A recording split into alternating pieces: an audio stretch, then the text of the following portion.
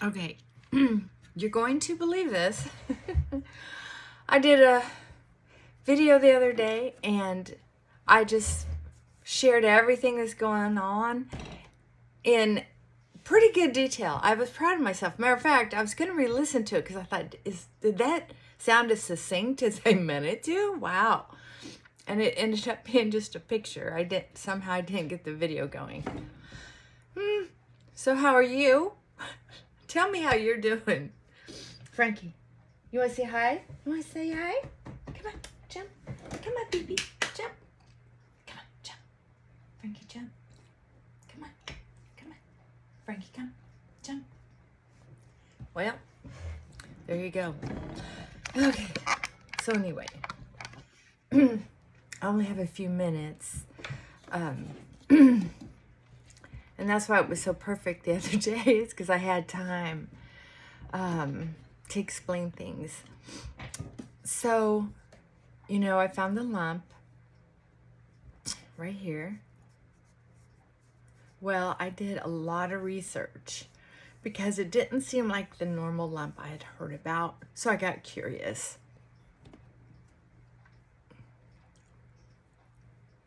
Well, the type of lump this is, it's usually what I'm calling a feeder because it seems to be attached to the rib. It's usually coming from another area from what I see. If you have any helpful hints or any information, a link you want to share, that'd be great. But I'm telling you, I had to quit researching because I was just getting exhausted. So once I found that, then I started looking at treatment. The treatment is, whether it's benign or malignant, the course of action is to do the sonogram, the mammogram, the MRI, the x-rays. Now, each one of those is a money maker. So I'm like, dang, why would you need all that? You can feel it. It's right here. If you're going to take it, whether it's malignant or benign, why go through all that? I don't know. It's just one of those thought bubbles. Sorry. Because not only do they want to remove it, but because it's attached to the bone, malignant or benign, they want to take the bone that it's attached to and then do reconstructive surgery.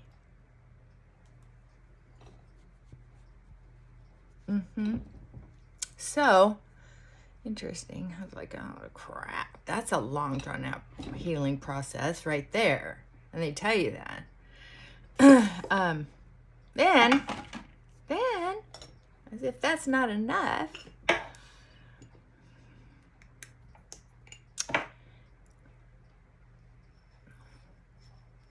if it's malignant, then they want to do all the chemo, radiation, and then they have these drugs that they're giving people too. Hormone blockers. I can't even pronounce the names of the drugs, but you see some of them on the commercials if you watch TV. I don't watch much TV unless it's reruns of Murder, She Wrote or Matlock. Just because I like them. They're like hanging out with my grandparents, even though I'm close to their age now. I love it. Not that my grandparents were like that, but I don't know. They're just cozy shows. They're not too graphic. Okay, so anyway, I decided with the information and a couple of doctors I've been following to explore a more holistic approach. And I was able to find the Joe Tippins protocol for cancer. You can look that up. Very interesting, because that'll take you down a rabbit hole that I spent weeks on. And I'm not sorry at all. I'm grateful. So I've decided to do that. Well, then I found genuine ECOG protocol. Then I found the methylene blue. It's a blue dye that they found that can kill cancer cells. And then I found the Rasmussen protocol.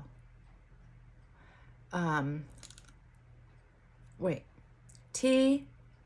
Blue, Joe Tippins, and was it Rasmussen?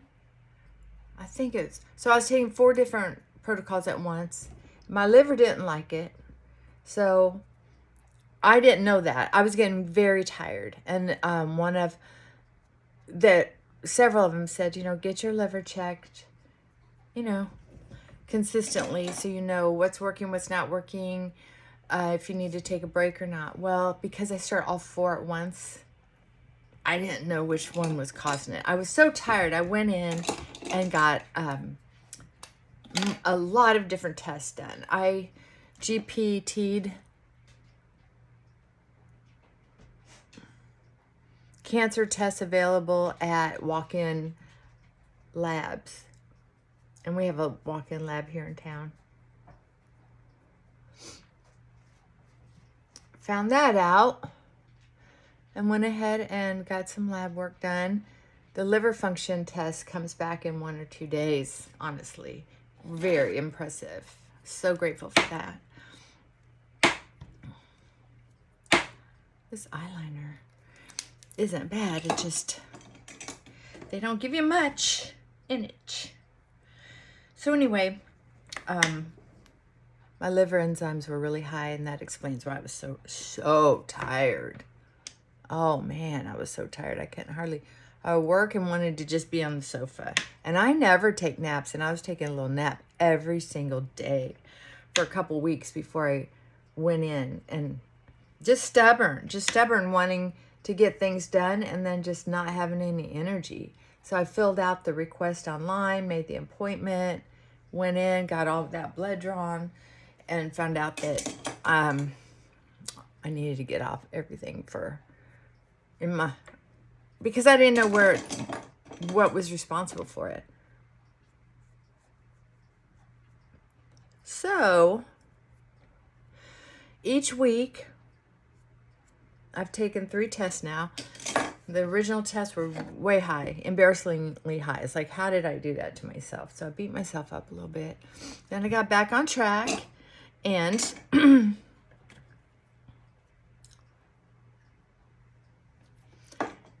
the next week and then this last week, the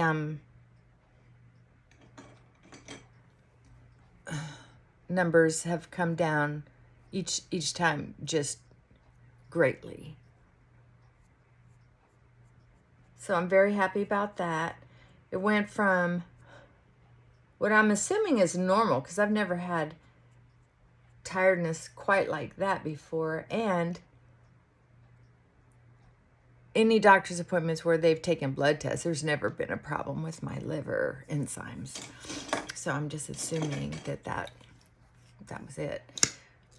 I gotta get going. So they went from normal to 600 and 800 for the ALT, AST, or whatever they're called. And then the next week they came down 200 points apiece. And then this last week they were in the 100 and 200. So I'm getting better exponentially. You know what I mean? Exponentially. Yeah. So, weep. Didn't mean to do that, silly rabbit. So,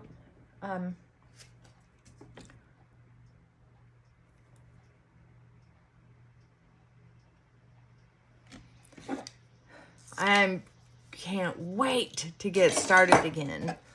Well, you know how when I was on hormones for a short time, I'll tell you about that another day. They said you could put the cream on your inner thigh.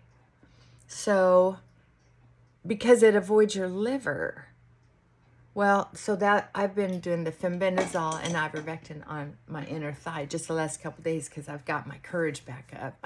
I'm such a, I'm not gonna, because a little lump went from being one pretty good sized lump to 2 small lumps. And after using the protocol, the one lump you could feel, but it wasn't showing up on the x-ray, which is really weird.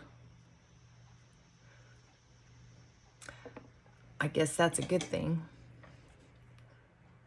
I would say that some of the things I've been hearing about cancer being, you know, causing inflammation, that might be exactly what that, you know, why that this second lump, I can barely feel it. I can't feel it. So, now I'm going to go in next week. I'm going to just get tested every week, and I'm only going to incorporate what I'm doing now. I'm going to see if the numbers are still okay.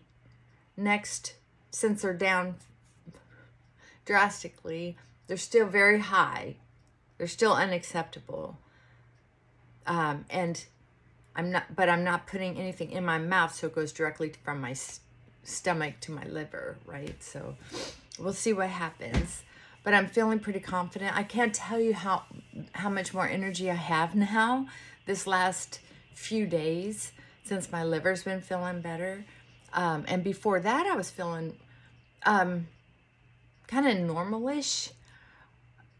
I was probably more tired than I realized, because if cancer is eating on you, it causes inflammation, which can be very tiring, exhausting to your body. So I think I was doing some good things and starting to feel better until the liver issue. So I don't know. I feel like I'm not in the cancer merry-go-round, so I'm still pretty grateful for what I'm doing and what I'm going through. Cancer treatment hasn't changed much since the 60s, and there's a lot of good information out there that's helping a lot of people, and I want to be one of those people. I don't really have what it takes to fight this like a true cancer warrior that you see on TV, who can do the chemo, who can do the radiation, and, you know, share their story about their positive attitude while they're slowly disintegrating. And if they do find victory over it, and there's no evidence of cancer at some point, you're waiting, like sitting on a time bomb for it to explode again, and who knows how or where. So this is how I want to do it, and I'm very grateful for any encouragement and support and information you might want to share. And I'm giving a special shout out to Rainey for checking in on me. Thank you. That's so sweet, and I love it. Thank you. And I'm still praying for everyone's journey that is tough in life. And I am praying for my friend Rainey.